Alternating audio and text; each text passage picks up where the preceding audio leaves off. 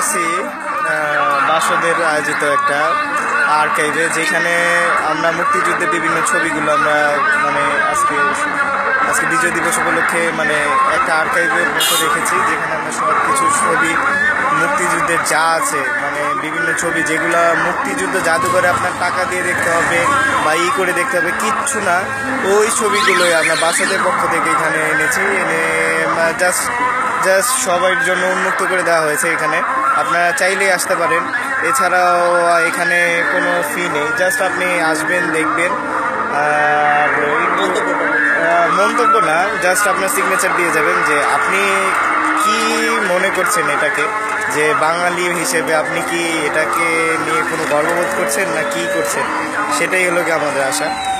আচ্ছা, আমরা একটু দেখাচ্ছি আপনাকে, একটু দেখতে পাচ্ছেন আমাদের এখানে অনেকেই এসে করছে, দেখুন বাচ্চারাও আসছে, বাচ্চারা দেখতেছে। এটা একটা আর্কাইভ, মুক্তিযুদ্ধের সব ছবিগুলো এখানে আমরা করেছি বাসদের পক্ষ থেকে। না, আমরা কোনো দল করি না, আমরা কোনো করি না, জাস্ট বাংলাদেশকে রিপ্রেজেন্ট করছি। বাসদ, ছাত্রলীগ এমন কিছুই না যে আমরা কারোর সাথে জয়েন্ট আছি, সেটা না, মানে জাস্ট বাংলাদেশকে রিপ্রেজেন্ট করা এমন। আমরা যেখানে ভালো সেখানেই আমরা কাজ করব, সেটা না, বাংলাদেশকে রিপ্রেজেন্ট করে আমাদের কাজ। আশা করছি যে আমি যে এখানে এটা অর্গানাইজ হিসেবে করলাম বা ওনাদের সাথে কাজ করলাম, সেটা না, যে আমি যে বাসদ করি তাও না। আসলে এটা আমাদের এটা ধরতে গেলে একটা শখ, যে বাংলাদেশকে আজকে বিজয় দিবসে রিপ্রেজেন্ট করে সবাইকে দেখানো। আমার সাথে কোঅপারেটিভ হিসেবে কাজ করেছে রাকিব।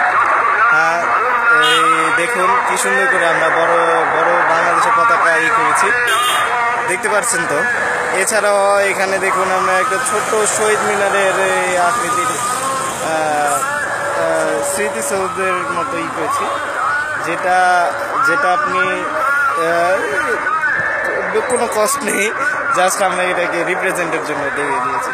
এই দেখুন, এই যে মুক্তিযুদ্ধের সময় বাচ্চাদের কী অবস্থা হয়েছে দেখুন, এই যে আরও আছে, এই যে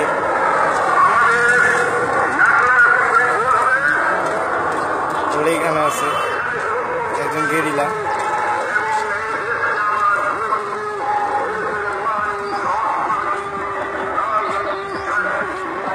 ওই যে অলরেডি আরো 2-3 জন আসতে শুরু করেছে, দেখুন ওই যে দাঁড়িয়ে দেখছে। আসলে প্রাপ্যটা আসলে কিছু দিয়ে বলা যাবে না। আমরা যখন পতাকা কিনতে গিয়েছিলাম তখন একজনকে বলতেছে, ভাই পতাকা আজকে এত বড় পতাকা বানাবেন কেন? আমরা বলছিলাম যে ভাই এটা তো শো না, জাস্ট আমাদের আনন্দের জন্য, যে আমরা বিজয় করেছিলাম, এই জন্য আমরা পতাকাটা করেছি। ঠিক আছে ভাই, মনিন ভাই,